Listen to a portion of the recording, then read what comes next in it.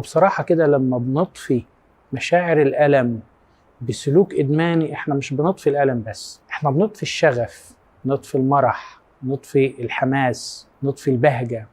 نطفي الحيوية الطبيعية، نطفي العلاقات الحميمة والدافية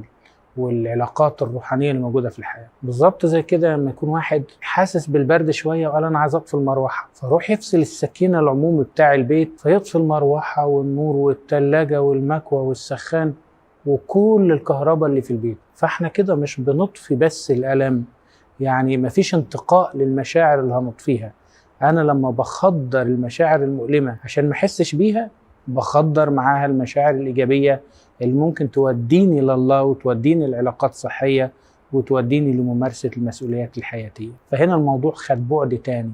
خدش مجرد النشوة أو الفرح أو المرح، لا، خد التخدير والإطفاء والغلق على الحياة، ثم صبغ الحياة كلها بصبغة جنسية وعدم الالتفات للحياة والانهماك والإفراط في الناحية دي، وبقت الناحية دي تمتلك الإنسان مش الإنسان هو اللي بيستخدمها. باتريك كارينز كان أجرى دراسة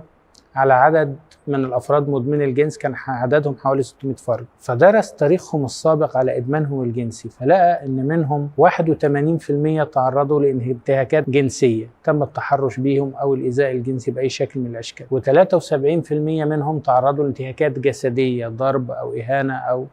عنف جسدي، لكن 90% منهم